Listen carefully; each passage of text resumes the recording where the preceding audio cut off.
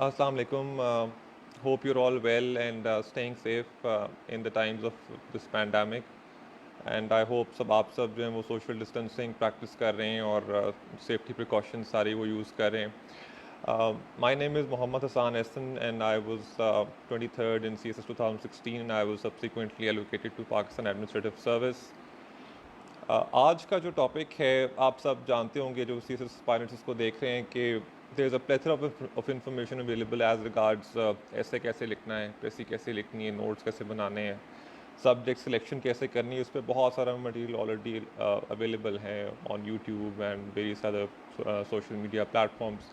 लेकिन जो एक बड़ी कैंडिड डिस्कशन है of what a C S S aspirant goes through when he or she prepares for CSS, और उसमें एक जो बड़ी इनफॉर्मल डिस्कशन है वो मुझे थोड़ी सी कम नज़र आई when I check the internet and YouTube and all those platforms.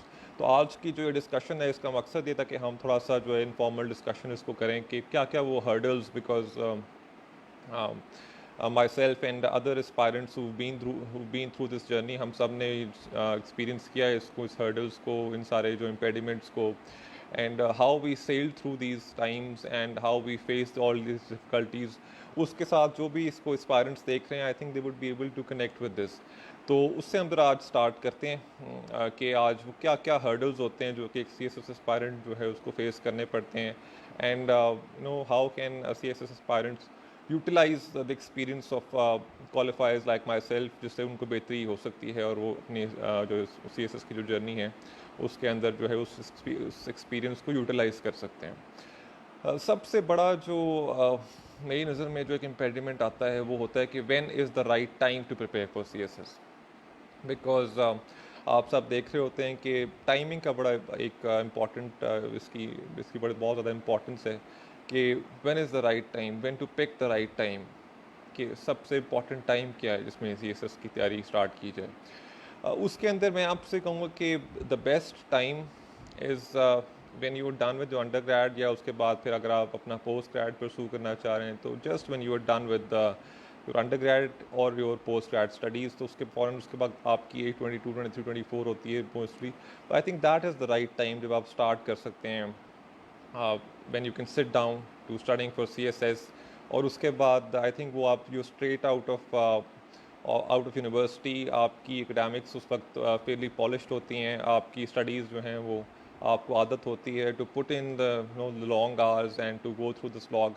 तो आई थिंक उस वक्त आपका एक टेम्पो बना होता है, एक रूटीन बनी होती है, तो आपके लिए आसानी होती है to continue that as opposed to somebody जिसने लेट्स से यूनिवर्सिटी ख़त्म किया है, जिसको 2-3 साल हो गए हैं, जिसकी एक सेटल्ड रूटीन है, एक प्रोफेशनल लाइफ है, उसके बाद से फिर वो जॉब के साथ टाइम निकालना थोड़ा सा मुश्किल हो जाता है. It's not to say that it's not possible, it is very much possible and people have done that in the past and people are doing it every year. But it's better कि आप जब when you are straight out of university उस वक्त उस choose करें और उस tempo को यूटिलाइज़ करें इन सी एस एस. तो best time of course when you are straight out of university. और उसके बाद हाँ, एंड एक और क्वेश्चन जो अक्सर पूछा जाता है कि कितना, what should be the duration of C S S preparation. अच्छा, ये जो ड्यूरेशन है ये भी काफ़ी सब्जेक्टिव से एक बात है कि because not everybody is on the same wavelength as regards their academics and as regards their experience. लेकिन फिर भी एक जो एक सेफ हम एक बहुत सारे एक सी एस एस सर्कल्स के अंदर एक जो एक सेफ एस्टिमेट जो लगाया जाता है दैट इज़ अराउंड 6 months. तो अगर आप 6 months अगर but that is provided when you have all other areas covered.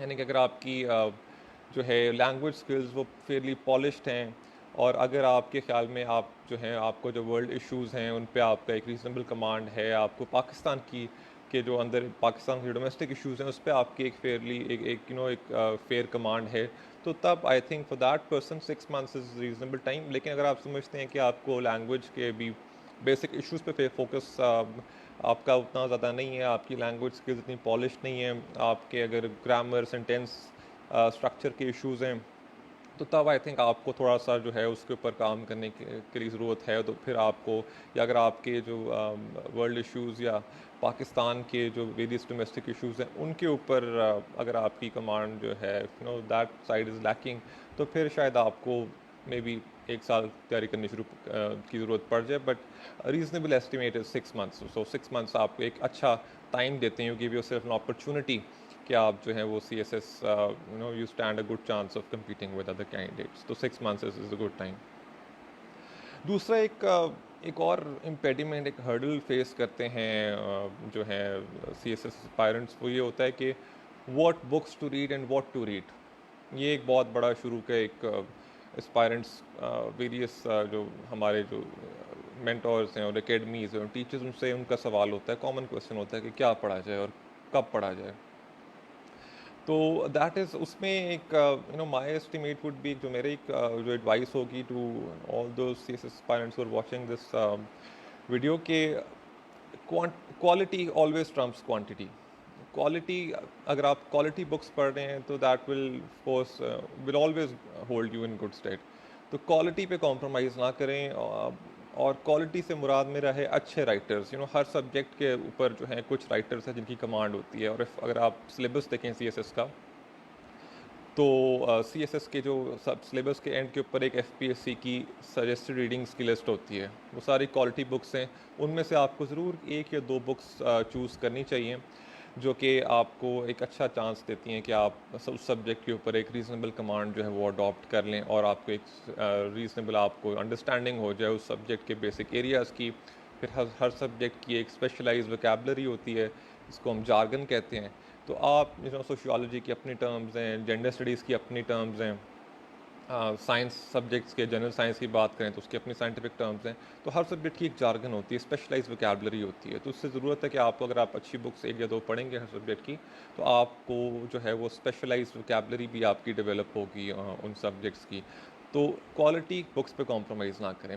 अच्छा, एक और जो प्री रिक्विजिट्स हैं जो CSS एस्पायरेंट्स को आई थिंक जो है वो उनके लिए ज़रूरी हैं when they are starting with their CSS journey, वो ये है कि आपको पाकिस्तान के ऊपर कुछ अच्छी बुक्स आपको पढ़नी चाहिए, just so you can develop good understanding of Pakistan issues, of Pakistani society, of Pakistani languages, of Pakistani culture, of Pakistan economy, of Pakistan foreign relations, Pakistan foreign policy. ये कुछ एरियाज़ हैं जो कि इम्पॉर्टेंट हैं। उसके साथ साथ वर्ल्ड इश्यूज़ के ऊपर भी आपकी एक ग्रास्प होना चाहिए, वो दैट इज़ इम्पॉर्टेंट। उसके लिए आपको चाहिए कि आप कुछ अच्छे जो वर्ल्ड रिप्यूट के जो मैगज़ीन्स हैं, जर्नल्स हैं, लाइक द इकोनॉमिस्ट है, फॉरेन अफेयर्स मैगज़ीन्स, उस तरह के आप जो हैं मटेरियल्स को एक्सेस करें, तो that will be better for you. अच्छा, उसके बाद एक और एक हर्डल जो फेस करते हैं एस्पायरेंट्स, वो ये है कि आप the art of making arguments. तो आर्गूमेंट मेकिंग बहुत इंपॉर्टेंट है।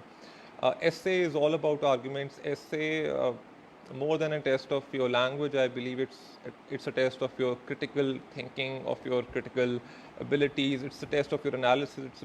It's a test of how well you build your argument. तो आर्ग्यूमेंट मेकिंग बहुत ज़रूरी है, और उसके लिए आपको the art of making an the art of constructing N argument वो आना चाहिए आपको। That is very important. उसके लिए आर्ग्यूमेंट जैसे कि इट्स सिंपल। कुछ जो आप में से कुछ फिलॉसफी के स्टूडेंट्स हैं, लॉजिक पढ़ते हैं, तो आपने देखा होगा कि आर्ग्यूमेंट के 2 हिस्से होते हैं। एक प्रेमिस होते हैं, that is the conclusion. Premise वो एविडेंस है, वो एम्पिरिकल एविडेंस है, या कोई भी वो बेसिस है, जिस जस्टिफिकेशन है जिसकी बुनियाद के ऊपर आपका यू ड्रॉ योर कंक्लूजन। तो आर्ग्यूमेंट में हमेशा whenever you are arguing, बीट ऐसे या किसी भी और सब्जेक्ट के अंदर, आप जो हैं वो पाकिस्तान अफेयर्स है, करंट अफेयर्स है, जो भी आप when ever you writing your answer, तो आप बेसिकली आर्ग्यूमेंट से जस्टिफाई कर रहे होते हैं अपने स्टांस को। तो ऑलवेज मेक श्योर कि आप के पास कुछ ना कुछ बैक करने के लिए हो, बी इट सम स्टेटिस्टिक, कोई बुक कोटेशन है, कोई बुक रेफरेंस है, कोई रिपोर्ट है, और some leading authority of that subject, जिसकी बेसिस के ऊपर आप उसको एज प्रेमिस यूज़ कर सकें, जिसकी बुनियाद पे आप अपना कंक्लूजन ड्रॉ करते हैं। तो you should be able to construct an argument from the very scratch. तो ये ऐसे के अलावा आपको बाकी सब्जेक्ट्स के अंदर भी जो एक्सरसाइज बहुत हेल्प करेगी। अच्छा, उसके अलावा एक और अक्सर स्टूडेंट्स ये सवाल पूछते रहते हैं कि आपको कौन सी किताबें पढ़नी चाहिए CSS की। अक्सर स्टूडेंट्स थोड़े कंफ्यूज होते हैं कि कौन सी बुक्स पढ़ें, जनरल बुक्स पढ़ें तो कौन सी बुक्स पढ़ें। उनके अंदर मैं आपको कुछ थोड़ा सा एक पॉइंटर्स दे देता हूँ, कुछ गाइडलाइंस दे देता हूँ, जिनकी बुनियाद पे आई थिंक आप you can feel you can polish your reading skills a bit. आपको पाकिस्तान की इकोनॉमी के बेसिक इश्यूज़ का पता होना चाहिए. That's very important because not just in the written exam but also in the interview आपसे questions पूछे अक्सर औकात जाते हैं about the economy, about the economic issues. आपका बैलेंस ऑफ पेमेंट क्या है, आपका बैलेंस ऑफ ट्रेड क्या है, करंट अकाउंट डेफिसिट क्या है, पाकिस्तान का टोटल डेट कितना है, आपका डेट टू जीडीपी रेशो क्या है, इस किस्म के और इनसे रिलेटेड जो बुनियादी इश्यूज़ हैं उनके ऊपर भी क्वेश्चंस आ जाते हैं अक्सर. तो आपकी आई थिंक इसके लिए एक बड़ी अच्छी एक बुक है सैयद अकबर जैदी साहब की, issues in Pakistan economy. That's a very good book. ये आई थिंक आपको regardless of what subjects you opted for in CSS आपको ये बुक्स पढ़नी चाहिए. हर CSS एस्पायरेंट को जो इस वीडियो को देख रहा है मैं ये रिकमेंड करूँगा. इसके अलावा एक रिसेंट बिकॉज गवर्नेंस एक बड़ा हमेशा से एक लाइव इशू रहता है और इस पर अक्सर औकात ऐसे भी आता है और उसके अलावा 2-3 सब्जेक्ट्स के साथ जिनकी डायरेक्ट रिलेशन है, को रिलेशन है, गवर्नेंस पब्लिक पॉलिसी हो गया, पब्लिक एडमिनिस्ट्रेशन हो गया. तो ये एक और मैं आपको बुक सजेस्ट करूँगा जो आपको पढ़नी चाहिए. जो अभी रिसेंटली एक साल पहले इशरत हुसैन साहब की एक बुक आई है, गवर्निंग द अनगवर्नेबल. वो आई थिंक काफ़ी पाकिस्तान के अंदर जो गवर्नेंस के इश्यूज़ हैं उनको it touches upon those issues. तो एक regardless of what subjects you have in CSS आपको इस तरह की बुक्स, अच्छी क्वालिटी बुक्स पढ़नी चाहिए. उसके अलावा आयशा जलाल साहिबा की 1-2 बुक्स अच्छी हैं लाइक द सोल स्पोक्समैन और पार्टिजन्स ऑफ अल्लाह. वो आपको जो डोमेस्टिक कुछ इश्यूज़ हैं उनके बारे में एक डीपर अंडरस्टैंडिंग प्रोवाइड करती हैं. उस तरह की बुक्स इंपॉर्टेंट हैं. तारिक रहमान साहब की बुक्स हैं about language and other issues. I think इस तरह की बुक्स जो हैं that these are important. David L Martin की बुक्स हैं. इस तरह की आपको थोड़ा सा अगर आप कलोनियल एरा के ऊपर पढ़ना चाह रहे हैं तो फिलिप मेसन की है कलोनियल एडमिनिस्ट्रेटर्स. इस तरह की अगर आप कुछ प्री रिक्विजिट्स मैं कहूँगा कि कुछ CSS के लिए जो अगर आप न्यू स्टार्टिंग योर जर्नी कुछ बुक्स हैं वो आपकी प्री रिक्विजिट्स हैं जो कि आपको पढ़नी चाहिए regardless of what subjects you have in CSS. तो इस तरह की and not to forget Pakistan की जो हिस्ट्री है उसके ऊपर P47 हिस्ट्री के ऊपर हमेशा क्वेश्चंस आते हैं पाकिस्तान अफेयर्स में. और इससे जो आप नॉलेज गेन करेंगे वो आप उसको ऑफ कोर्स बाकी सब्जेक्ट्स के अंदर भी यूज़ कर सकते हैं बिकॉज अब जो आप CSS में स्टडी करते हैं वो क्रॉस कटिंग होती है. उसको आप एक से ज़्यादा सब्जेक्ट्स में यूज़ कर सकते हैं. आप ऐसे में इस्तेमाल कर सकते हैं Pakistan affairs, current affairs etcetera. तो इस तरह के जो इश्यूज़ हैं आप उनको थोड़ा सा 1 या 2 बुक्स पढ़ें एंड मेक श्योर कि उनमें से एक बुक आप ज़रूर पर सब्जेक्ट एक फॉरेन ऑथर की बुक को ज़रूर कंसल्ट करें ताकि आपको वो आपके जो ब्रॉडन करेगी आपके पर्सपेक्टिव को, आपके वर्ल्ड व्यूज़ को. एक और सबसे बड़ा जो हैंडीकैप फेस करते हैं CSS एस्पायरेंट्स वो होता है राइटिंग. बिकॉज कुछ लोगों की राइटिंग स्किल्स इतनी ज़्यादा पॉलिश नहीं होती. So in the first few months they need to polish their writing skills. उस पर बड़ा काम करने की ज़रूरत पड़ती है कुछ CSS एस्पायरेंट्स को और अक्सर को बल्कि. उसके लिए मैं सजेस्ट करूँगा कि अगर आप थोड़ा सा सोल सर्चिंग करें, थोड़े से look within yourself introspect करें. आप देखें कि where does your writing stand at this point in time when you are starting your CSS journey. क्या आपकी ग्रामेटिकल स्किल्स ठीक हैं, क्या आपके स्पेलिंग्स ठीक हैं, क्या आपका सेंटेंस का स्ट्रक्चर वो ठीक है. और इसके ज़रूरी है कि आप इवैल्यूएशन करवाएं. सेल्फ इवैल्यूएशन तो करें ही, उसके साथ साथ take an opinion from some experience teacher. उनको अपना स्क्रिप्ट चेक करवाएं and seek their opinion, see what they have to say about your script.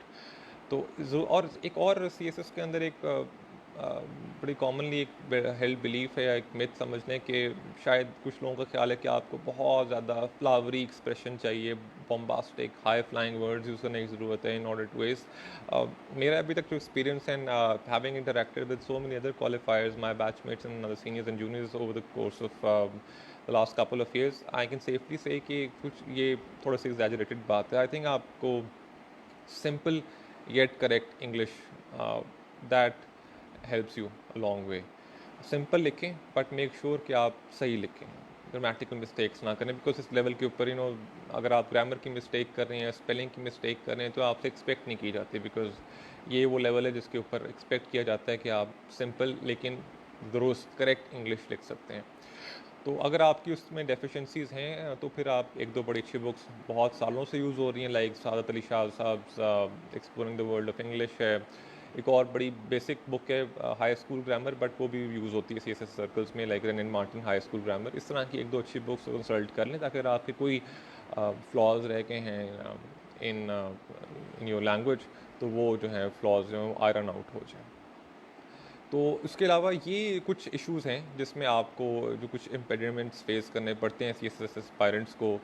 और आई थिंक ये अगर कुछ जो मैंने आपसे अपना पर्सनल एक्सपीरियंस शेयर किया है, अगर आप थोड़ा सा इसको देखें, इन एरियाज़ को एक्सप्लोर करें, तो there is I have no doubt कि आप अपने चांसेस बहुत इंक्रीज़ कर सकते हैं, बूस्ट अप कर सकते हैं अपने chances of acing the CSS exam.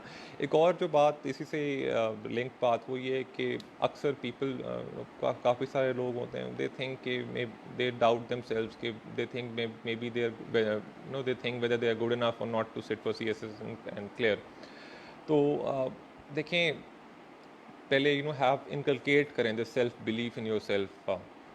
I believe आप सब कर सकते हैं। ये CSS जो है, इट्स एन एग्ज़ाम जिसमें आपको सबको इक्वल अपॉर्चुनिटी है। हाँ, कुछ को मेहनत ज़्यादा करनी पड़ेगी, कुछ को मेहनत कम करनी पड़ेगी, but at the end of the day I think ये एक बड़ा equaliser, this exam is a great equaliser. आप सबके पास इक्वल अपॉर्चुनिटी है। कुछ मेहनत ज़्यादा अगर आप समझते हैं कि अगर आपकी डेफिशिएंसीज़ हैं तो मेहनत ज़्यादा करने अपनी। अगर आपको लग रहा है कि आपकी डेफिशिएंसीज़ में थोड़ा कुछ क्योर करने में कुछ टाइम चाहिए, put in more hours, long hours put in कर दें, but believe in your self. कभी मत सोचें कि यू नॉट गुड इनफ और आप शायद या करना जो है आपके बस से बाहर हो, ऐसी कोई बात नहीं है। मेहनत से सब कुछ अचीव किया जा सकता है। तो अगर कोई ऐसा साइकोलॉजिकल बैरियर या हर्डल है आपके माइंड में कि नहीं CSS में be is too tough for me, तो please banish these fears from your mind. ऐसी बात नहीं है। आई थिंक काफ़ी डुएबल है CSS। और ऐसी कोई वजह नहीं है कि अगर आप required number of hours put in करें, रिक्वायर्ड एफर्ट पुट इन कर रहे हैं और आप CSS ना, you have the required guidance as well, तो CSS मेरे ख्याल में is quite doable and it is quite achievable as well. अच्छा, आप कुछ बात करते हैं, हमने थोड़ा सी बात की है, जनरल कुछ पॉइंट्स डिस्कस किए हैं, but I also want to keep this session interactive. तो कुछ मैं आप सबके कुछ लोगों के क्वेश्चंस भी हैं उनको भी आंसर करूंगा। एक क्वेश्चन आया है कि please suggest how to select optionals. Optionals में मैं ये कहूँगा कि थोड़ा सा वो एक हर्ड मेंटालिटी की बजाय कि कुछ लोग एक सब्जेक्ट है तो वो अक्सर लोग वही सेलेक्ट करते जा रहे हैं, या कुछ एक सब्जेक्ट है वो कुछ लोग बिल्कुल सेलेक्ट नहीं कर रहे। तो आई थिंक जो मेरी पर्सनल ओपिनियन हो ये है कि while selecting your subjects, optional subjects, always go with your heart अपना listen to your heart and go with those subjects which appeal to you।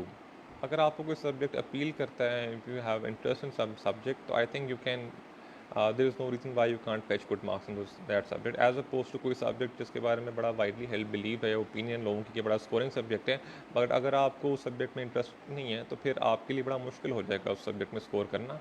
तो पैरामाउंट चीज़ हमेशा वो ये देखें कि आपकी कमांड क्या है, व्हाट इज़ योर एक्सपर्टीज़। अगर आपने किसी सब्जेक्ट में मास्टर्स किया हुआ है या आपकी रीडिंग बहुत ज़्यादा किसी सब्जेक्ट के बारे में, तो ऑलवेज इट्स ऑलवेज सेफ कि आप उस तरह का सब्जेक्ट कोई ऑप्ट कर लें।